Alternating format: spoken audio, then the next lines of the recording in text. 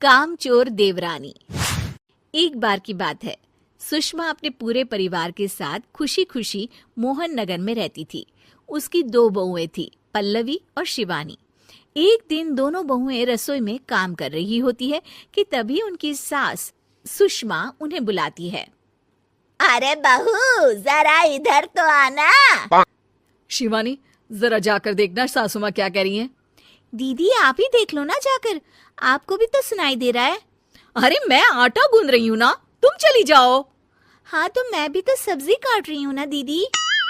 अरे बहू जल्दी आओ। ओह, ये तो जाएगी नहीं, मैं ही जाकर देखती हूँ कि क्या करना है। पल्लवी सुषमा के कमरे में जाती है। जी मम्मी जी, क्या हुआ? शाम को घर पर कुछ मेहमान आने वाले हैं, तो तुम अच्छा सा खाना बना लेना बहू। ठीक है मम्मी जी, आप बता दीजिए क्या क्या बनाना है और कितने लोग आ रहे हैं। सुनील की मौसी जी और उनका पूरा परिवार आ रहा है। कुल मिलाकर 3 लोग और हमें मिलाकर हुए 9 लोग। तो अभी से ही तैयारी करना शुरू कर दो। और हाँ, घर की सफाई भी कर देना, हाँ अच्छे से। जी मम्मी जी, सब काम हो जाएगा, आप चिंता मत कीजिए। पल्लवी शिवानी को घर में मेहमान आने वाले हैं इसके बारे में बताती है। क्या 9 लोगों का खाना बनाना होगा, घर की सफाई करनी है? बाप रे, सासू माँ ने तो हमें घर की नौकरानी ही समझ कर रखा है। ऐसा नहीं बोलते शिवानी, हम इस घर की बहू हैं और घर के काम करना हमारा फर्ज है। दीदी तो है ही सासू माँ की चमची, जब देखो सासू माँ सासू माँ। मैं तो इतना सारा काम नहीं करने वाली। शिवानी कपड़े लेकर गमला साफ कर रही होती है और चक्कर आने का नाटक करने लगती है। मेरा सर चकरा रहा है। तभी वहां पल्लवी और सासू माँ जाते हैं।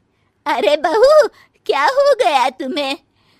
मम्मी जी, बहुत तेज सर में दर्द हो रहा है। तुम एक काम करो शिवानी, आराम कर लो। नहीं नहीं दीदी, घर में मेहमान आने वाले हैं, मुझे आपकी मदद करनी चाहिए। अरे कोई बात नहीं शिवानी, तुम आराम कर लो, मैं सब काम कर लूंगी। ठीक है दीदी, अगर आप इतना कह रही हैं तो आराम कर लेती हूँ। शिवानी आराम से अपने कमरे में मैगजीन पढ़ रही होती है। इसे कहते हैं आराम की जिंदगी। इतना सारा काम। चलो सारा काम खत्म हो गया, शिवानी को देख आती हूँ। शिवानी अपने कमरे में ईयरफोन में गाने सुनते सुनते सो जाती है और उसके साइड में मैगजीन भी रखी होती है। पल्लवी वहां आ जाती है और वो सब देखती है। ओहो, तो मतलब सब काम चोरी का बहाना था। अभी बताती हूँ इसको। घर का सारा काम मुझे करना पड़ा और ये महारानी यहाँ मैगजीन पढ़ रही है, गाने सुन रही है। पल्लवी रसोई से एक प्लेट और चम्मच लेकर आती है और शिवानी को थाली बजाकर उठाने लगती है। शिवानी अचानक से उठती है। उठ गई महारानी, गाने भी सुन लिए, मैगजीन भी पढ़ ली। तुम तो बहुत बड़ी झूठी निकली शिवानी। तुमने सर दर्द का बहाना बनाया ताकि काम करने से बच सको।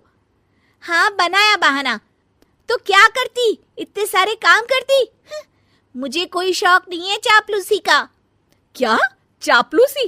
तुम्हें लगता है कि मैं सारे काम चापलूसी के लिए कर रही हूँ? और नहीं तो क्या।